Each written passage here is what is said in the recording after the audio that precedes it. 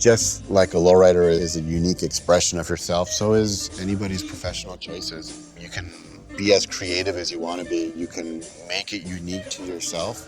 That's what lowriding is all about. As long as you're working hard, doing the right thing, opportunities will find their way to you.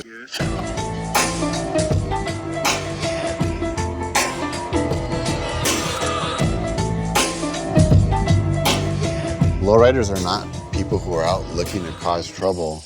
You put way too much time, energy, and investment into a car to ever even want to risk doing what was seen in a lot of the movies you saw in the 90s. Today's modern lowrider is somebody who takes pride in their vehicle and wouldn't want to do anything to risk their car or their community or their reputation.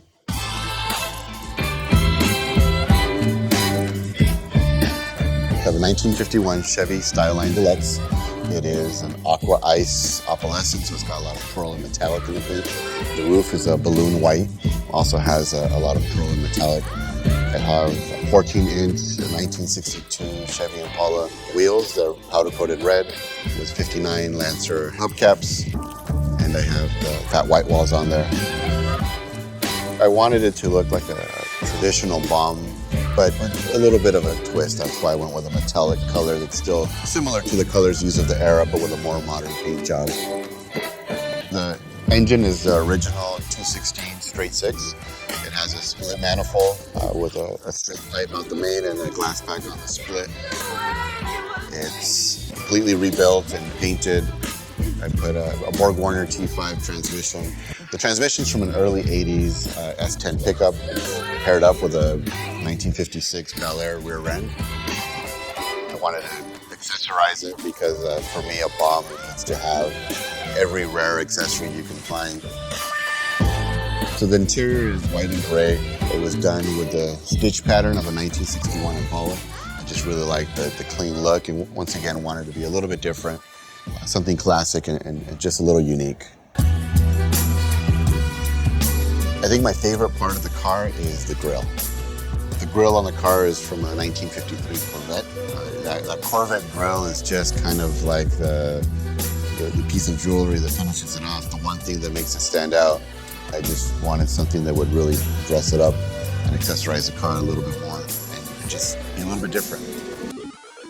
I wanted to save part of that history, so I did mask off the original serial number badge just so there's a bit of history of what that car originally was like out of the factory. So it took me about a year to get it assembled and on the road.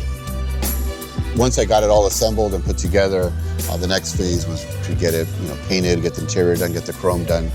And I actually took the car down to Mexico, to Tijuana, to get the work done down there. When I took the car down to Mexico, I had an opportunity for it to really make an impact in the binational community down there. I had a unique opportunity where the work was actually done at a rehab facility, and the guys who were there were able to work on the car. They were able to learn skills that they can use out in the real world, and at the end of the project, they had something they could stand in front of and be proud of. I was born in Santa Barbara, California. My dad's from Michoacan, Mexico. My mom was born in Santa Barbara. They met when my dad came to the United States. When my dad came to the United States, he moved in with his older brother, and my grandparents lived next door. Eventually my dad fell in love with the girl next door, and soon thereafter I came along. Growing up, I had my parents around, my grandparents were around a lot. I have two sisters, so it was just a big extended family. My dad worked a lot as a kid to help support our family. My mom still lived at home when I was a kid and spent a lot of time with my grandparents. And my uncle lived there as well, and he was a nightlife car club. I just was fascinated by the cars, the car shows, everything, and tagged along every chance I got. He showed me the ropes about lowriding. He helped me start building model cars. My first model car was a 53 Bel Air. I built little 59 Impala, 64 Impala, whatever cars that were available at the model shop that could be turned into a lowrider. I wanted to buy it, build it, fix it, paint it, put wire wheels on it. Those were really my intro to lowriders, was building model cars.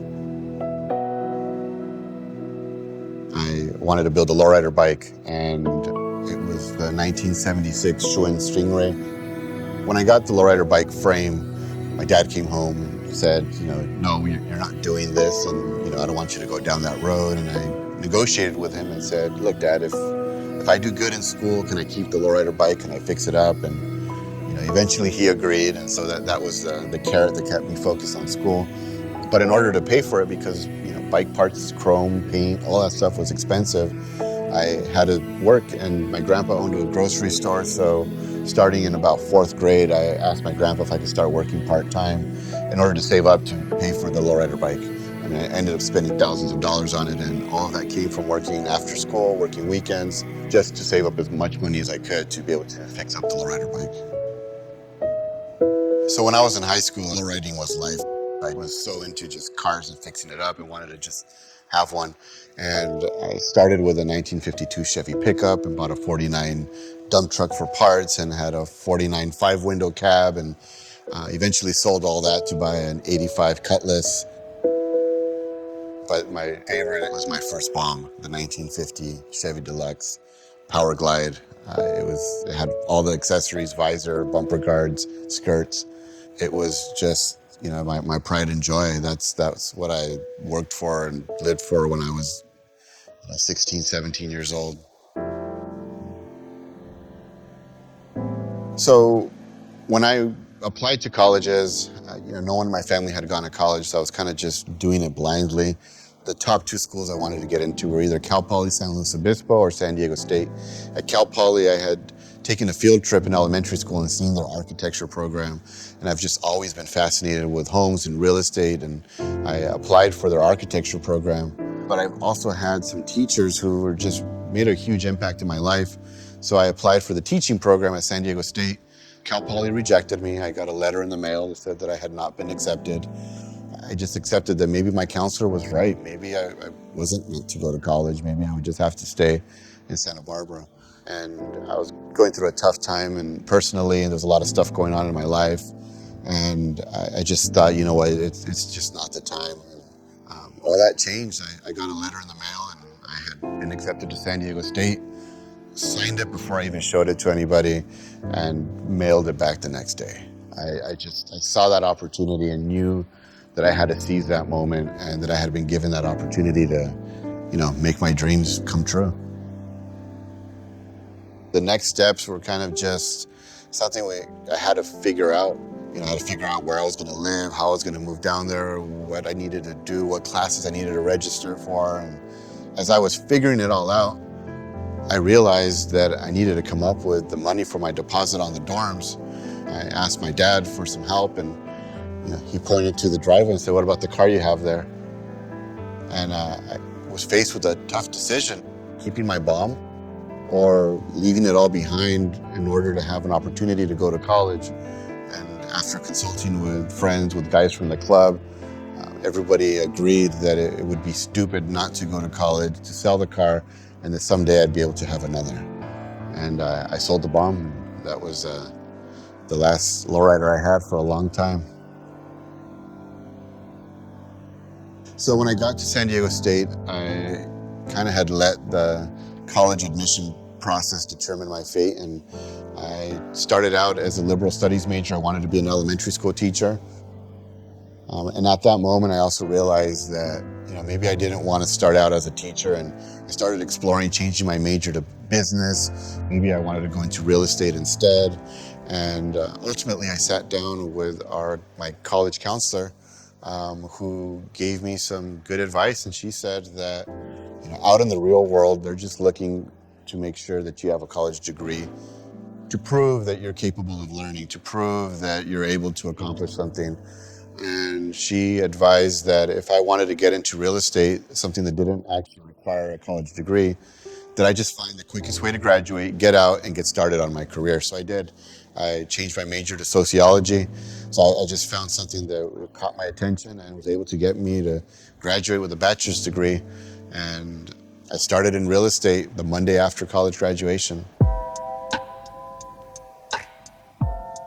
So the Monday after I graduated from college, I went to go work for a mortgage company. And I quickly realized that what was going on wasn't in my community's best interest. They were putting people into subprime mortgages that they couldn't afford. And I found myself getting in trouble for telling people the truth. A friend of mine gave me an opportunity to go work at a different company and showed me that there was the possibility of working with first-time buyers, showing people financial literacy, educating the community to do the right thing. In 2012, I made the transition to do real estate full-time and left the mortgage industry behind. When I finally became a realtor, it opened up the doors to a lot of leadership opportunities. I became the chapter president of NAREP, the National Association of Hispanic Real Estate Professionals. I was chapter president. I eventually got awarded Realtor of the Year. But I think what really helped things come full circle is when I had the opportunity to teach. A local community college was looking to hire a new staff member. I had my interview and I got hired on the spot. So I now get to teach real estate at Cuyamaca College and help the next generation of real estate professionals learn the basics so they can get started on their careers. The students come from all walks of life. I have students that range from a 16-year-old high school student to senior citizens who are retired, to single mothers who are just trying to get ahead in life. So now I get the best of both worlds. I get to help my community buy their first homes and also educate people at the college level so they can have a more empowered future as real estate professionals. You know, people with lowriders are making a difference in the community. I recently ran for public office. I ran for the community college board, and I wanted to make sure that as I was out making connections in the political world, I had my car parked at every campaign event. I was campaigning at the La Vuelta car cruise and having conversations with lowriders about community college, about opportunity.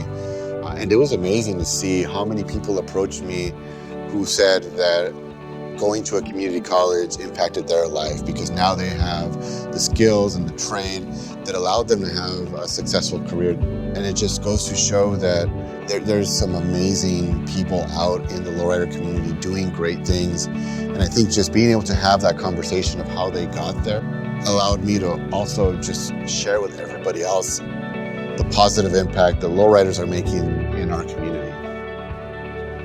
Some people just have never been introduced properly to what lowriding is all about, how it's all about community and culture. And I think that as more and more people in the community continue to do positive things who happen to own a lowrider, it's going to continue to help dispel these myths. It's going to continue to help decision makers realize that this isn't something to be afraid of, it's something to be embraced.